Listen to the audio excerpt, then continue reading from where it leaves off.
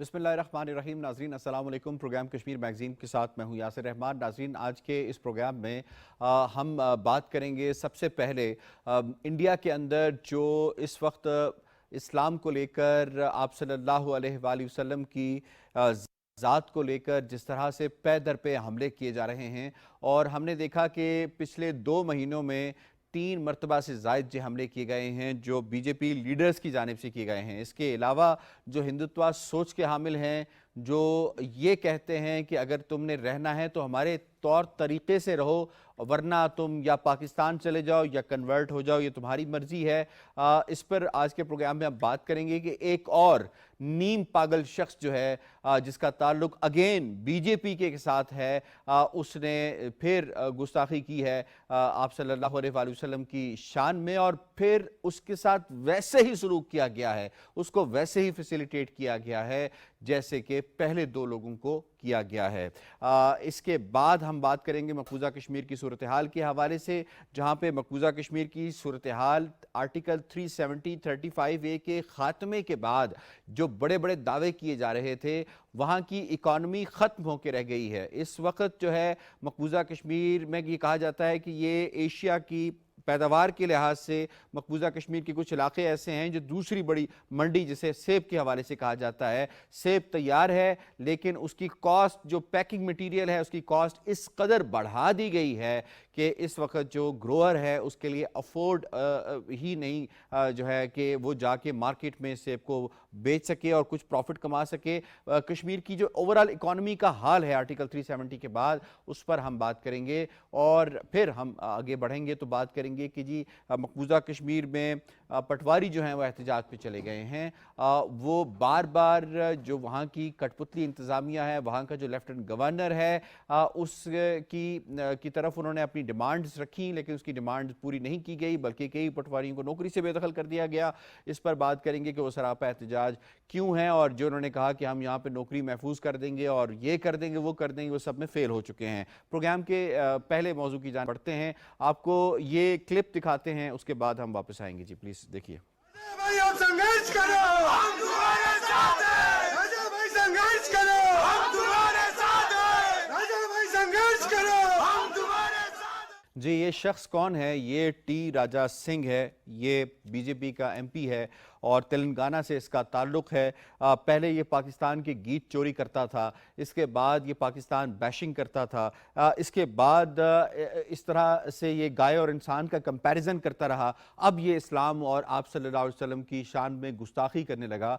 तो इसने जो गुस्ताखाना अल्फाज कहे, इसने आप सल्लल्लाहु अलैहि वसल्लम की शान में जो गुस्ताखी की, उसके बाद इसको जो है वो गिरफ्तार किया गया, लेकिन अलामती तौर पे, और बाद में इसे रिहा कर दिया गया। इस पर बात करने के लिए आज हमने स्टूडियो में दावत दी है एडवोकेट परवेज साहब को। बहुत बहुत शुक्रिया परवेज साहब ने हमें ज्वाइन किया, और हमें स्काइप के जरिए ज्वाइन कर रहे हैं अली रजा सैयद साहब। एडवोकेट परवेज साहब, ये जो शख्स है टी राजा सिंह, 3 महीनों में ये तीसरा चौथा शख्स है जिसने ये किया। नूपुर शर्मा, नवीन जिंदाल और अब ये टी राजा सिंह। हिंदुस्तान एक प्लान्ड तरीके से, वहाँ की जो बीजेपी हुकूमत है वो इस वक्त मुसलमानों पे और आप सल्लल्लाहु अलैहि वसल्लम की ज़ाते अक़दस की तौहीन करके इस्लाम के ऊपर हमला कर रही है। जी बहुत बहुत शुक्रिया यासिर साहब। जैसे आपने अपने इंट्रोडक्शन में बताया है कि ये बीजेपी सरकार का वतीरा बन गया है कि वो रसूल सल्लल्लाहु अलैहि वसल्लम की ज़ात पे तनकीद करे, नाज़ेब अल्फाज बयान करे और मुसलमानों का वहाँ पे रहना बंद कर दे। मैं समझता हूँ कि हिंदुस्तान अपने आप को, अगर हिंदुस्तान के हम कॉन्स्टिट्यूशन को पढ़ेंगे तो ये एक रिपब्लिक और सेकुलर स्टेट का इसका कॉन्सेप्ट था। और जब पार्टीशन हुआ टेक्स्ट में, हाँ टेक्स्ट में, जब ये बरसगीर तकसीम हुआ था तो उस वक्त उन्होंने कहा था कि हम यहाँ पे सब बरादरियाँ मिल के रहेंगे, और एक तासुर दुनिया में एक कायम किया था कि जो पाकिस्तान जो उस वक्त डिमांड किया था बरसगीर के मुसलमानों ने, उसको उन्होंने बड़ा तनकीद का निशाना बनाया। लेकिन वक्त ने साबित कर दिया कि हमारे जो पाकिस्तान के जो उस वक्त सियासी क़यादत थी, उसका उनका फ़ैसला जो था वो बड़े दूरअंदेश थे, और जो मुसलमान वहाँ रह गए उस वक्त हालात का जबर था या कुछ की मर्ज़ी थी, तो वहाँ पे जो रह गए तो आज उनकी हालत नागुफ्ते है। لیکن چونکہ پاکستان اور ہندوستان کے قیام کے وقت یہ چیز ایک ایگریمنٹ ہوا تھا اس حد تک کہ ان دونوں ملکوں میں مائنورٹیز جو ہے چاہے وہاں پہ مسلمان ہے یا یہاں پہ ہندو ہے یا کرسچنز ہے ان کا خیال رکھا جائے گا اور ایک دوسرے ملک کو کنسرن شو کرنے کا بالکل حق ہوگا اگر کسی ملک کی مائنارٹی کو خدا نخواستہ کسی تکلیف میں.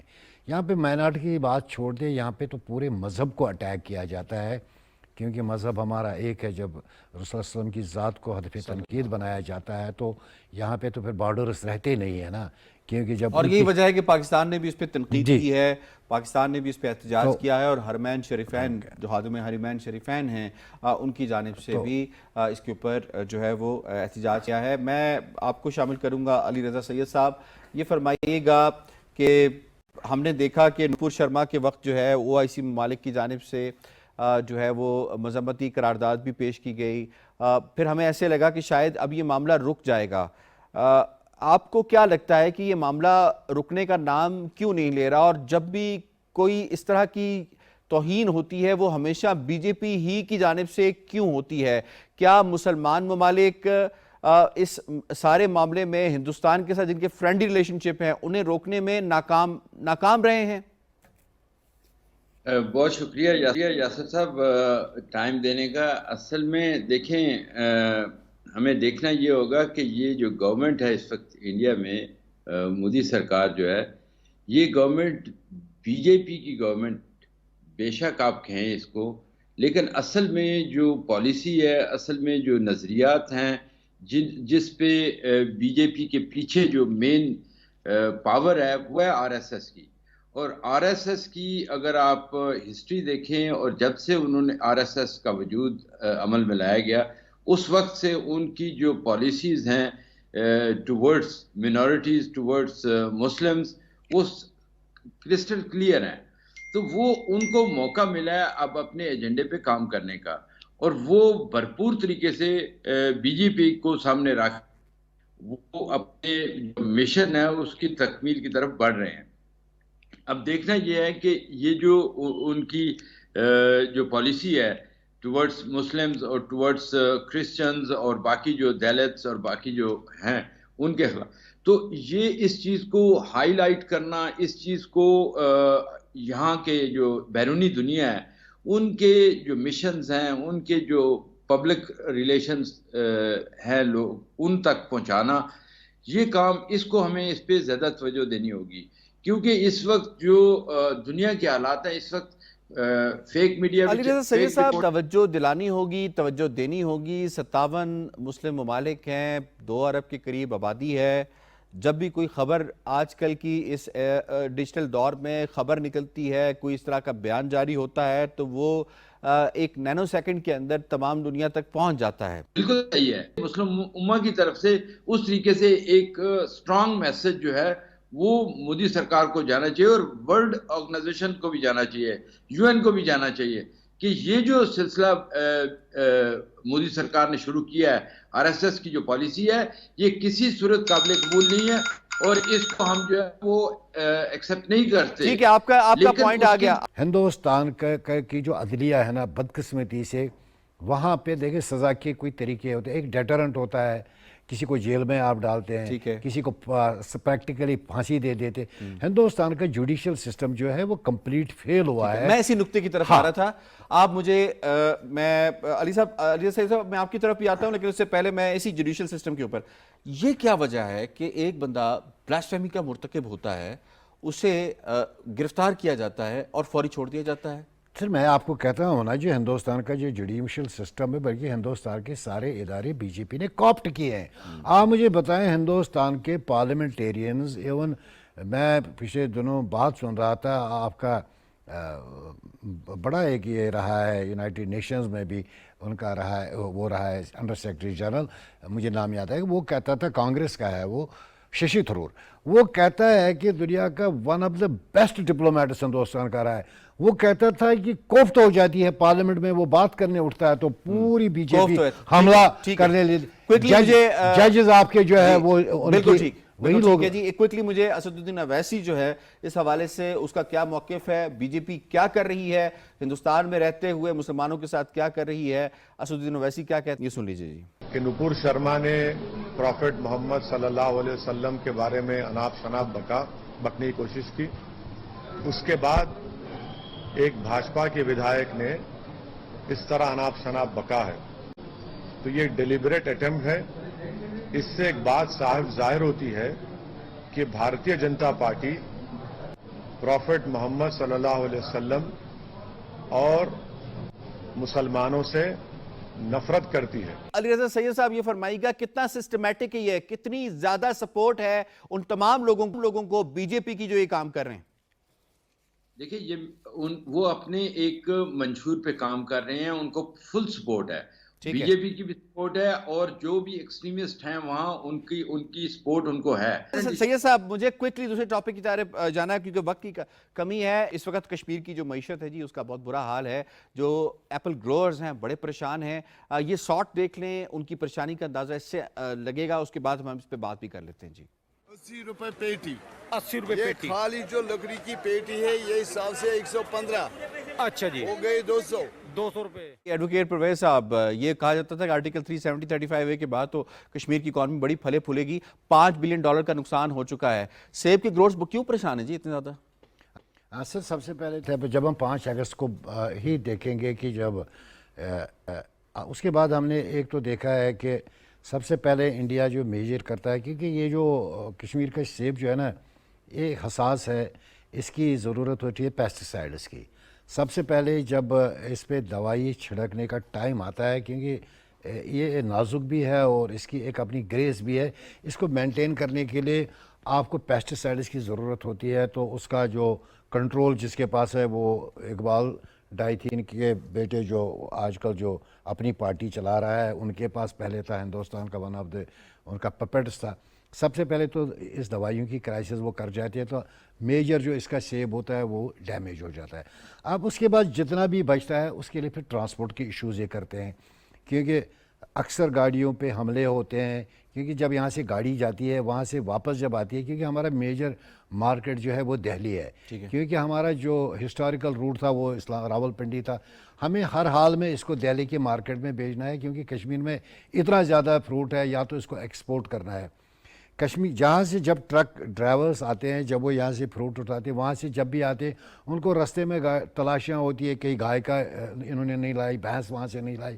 بہت سے ڈرائیوروں کو انہوں نے مارا پیٹا, ان کو شہید کر دیا, گاڑیاں چلائی.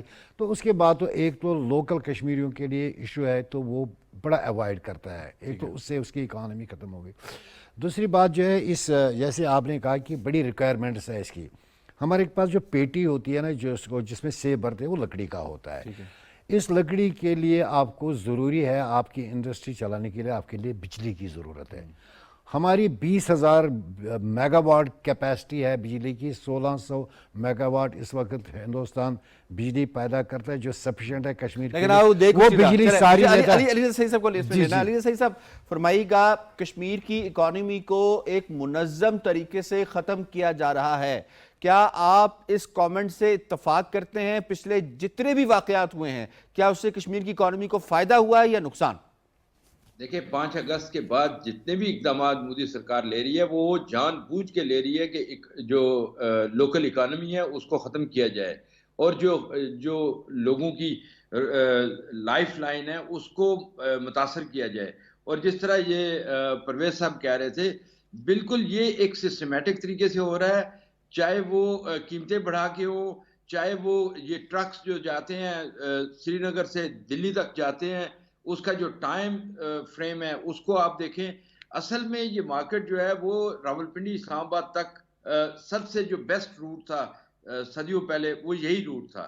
لیکن اب اس کو انہوں نے, کیونکہ وہ خراب کرنا چاہتے ہیں اکانومی, لوکل اکانومی, تاکہ لوگ جو ہے وہ متاثر ہوں اور وہ اپنے جو اقدامات ہیں ان کو اس کو صحیح کر سکیں. انہوں نے کہا ہے کہ وہ باہر سے انویسٹمنٹ لائیں گے, یہ کریں گے, وہ کریں گے. یہ ایک لالی پاپ تھا, لیکن وقت نے ثابت کیا کہ انہوں نے وہ صرف اور صرف دنیا کو دکھانے کے لیے, لیکن اصل میں وہ جو لوکل اکانومی ہے وہاں کی لوگوں کو ان کی سفرنگ کو بڑھانے کے لیے وہ اس قسم کے اقدامات کر رہے ہیں اور وہ ان سے توقع یہی ہے کہ وہ آئندہ بھی کرتے رہیں گے. لیکن ہم نے دیکھا علی رضا سعید صاحب یہ فرمائیے گا کہ ان کے اس اقدامات سے ایک کشمیری جو ہے وہ کس حد تک بے روزگار ہوا ہے, کشمیری اس وقت کس حد تک بے سر و سامانی کا جو ہے وہ شکار ہو چکا ہے, جو سچویشن سامنے آ رہی ہے جس جگہ آپ بیٹھے ہیں, کیا دنیا اس کو نہیں دیکھ رہی کہ کشمیریوں کو اکانومی بھی چاہیے, کشمیریوں کو روزگار بھی چاہیے, انہیں خوراک بھی چاہیے؟ ابھی کچھ ہی عرصے میں جو مجھے لگتا ہے کہ کشمیری جو ہے اس وقت جو ہے وہ ان کو تو فوڈ شارٹیج کا بھی سامنا کرنا پڑ سکتا ہے اس سارے معاملے میں اگر دیکھا جائے تو.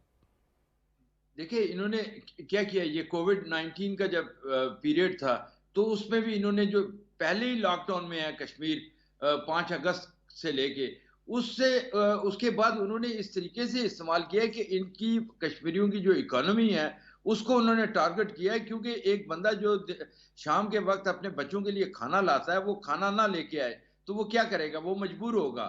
تو یہ ان کی جو پالیسی ہے اس کو روکنے کے لیے یورپ میں اس پہ کافی جو ہے نا وہ ڈسکشن ہو رہی ہے کہ وہاں کے جو حالات ہیں مقبوضہ کشمیر کے اندر وہ لوکل اکانومی کو بھی اور مزید تباہ کر رہے ہیں, اور جو بیسک رائٹس ہیں لوگوں کے اس کو جس طریقے سے دبایا جا رہا ہے اس پہ بھی. لیکن جو پریکٹیکل اقدامات ہیں وہ ان کی طرف سے ابھی تک نہیں ہوئے. وجہ یہ ہے, ایک تو کووڈ کا پیریڈ تھا, پھر یہ یوکرین وار آ گئی, پھر چائنا اور یو ایس کا جو سلسلہ چلا ہوا ہے اور انڈیا جو پوزیشن اس میں لے رہا ہے, یہ ساری چیزیں جو ہے بدقسمتی سے کشمیریوں کے لیے اس وقت جو ہے وہ راستے میں رکاوٹ ہیں. لیکن دنیا جو ہے آپ کا پوائنٹ آ گیا. مجھے کوئکلی پروگرام کے موضوع کی جانب جانا ہے جس میں وہاں پہ یہ کہا جا رہا تھا 370 اور 35A کی بات کی جی, یہاں پہ لوگ بڑے خوشحال ہوں گے. پٹواری جو ہے وہ 3 روزہ سٹرائک پر ہیں جی, اور انہوں نے اس وقت پین سٹرائک کی ہوئی ہے. ایڈوکیٹ صاحب کیوں پٹواری سٹرائک پہ چلے گئے جی, کیا ہو گیا؟ دیکھیں سر, پچھلے جب سے 5 اگست کے بعد ہندوستان کی کوشش یہی ہے کہ وہاں کا جو لوکل ملازم ہے نا, کشمیر بیس جو ہے کشمیری ہے, اس پہ کسی نہ کسی طریقے سے ایلیگیشنز لگائے جائیں, فالس ایلیگیشنز لگائے جائے, ان کو تنگ کیا جائے, تو اس کے بعد ان کے لیے ایک طریقہ بنایا جائے تاکہ ان کو نوکریوں سے ہٹایا جائے. صحیح.